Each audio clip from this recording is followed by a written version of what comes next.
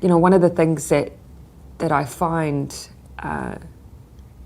just so hard to fathom is that in the aftermath of such a horrific attack where our Muslim community was so targeted, that we still see those communities being the subject of vile racist attacks, of threats.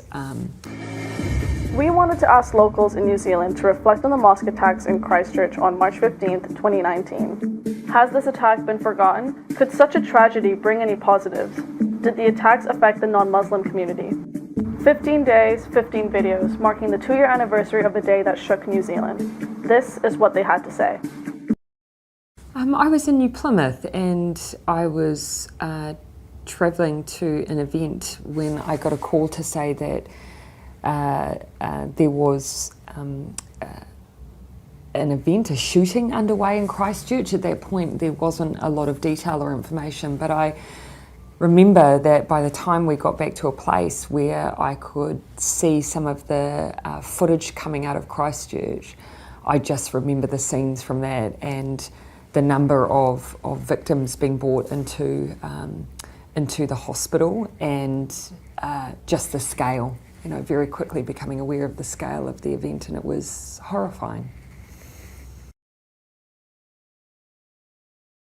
It was, so much of the aftermath of March 15, there was the sentiment of, us being a country that stands firmly against xenophobia and racism and Islamophobia, but in doing so, we at the same time have to acknowledge that that exists in our country, because it does.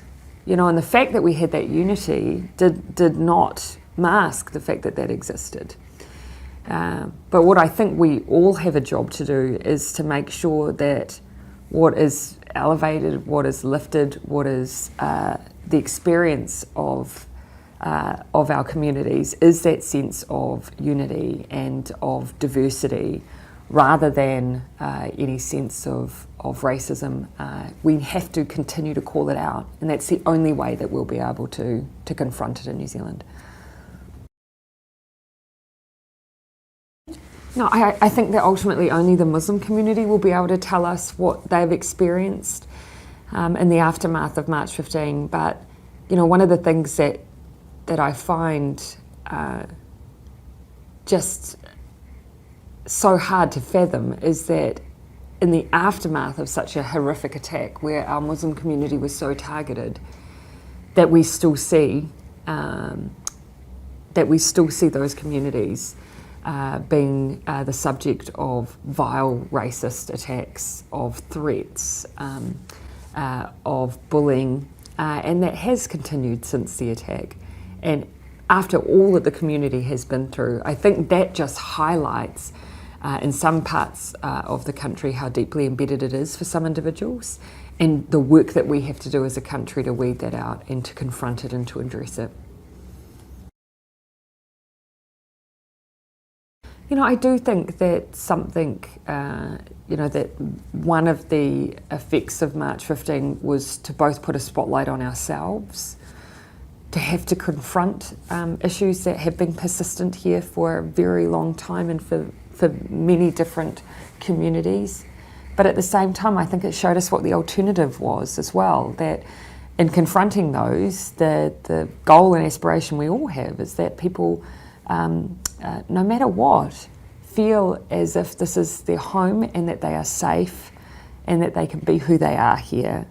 And that has to be our aspiration as a nation.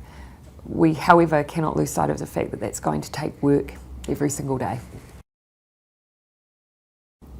As we near the anniversary of March 15, I hope that the Muslim community feels the warmth of New Zealand every day, not just at the anniversary, but every single day. And that no matter what, to keep raising your voice if you have those experiences that are just counter to who we are.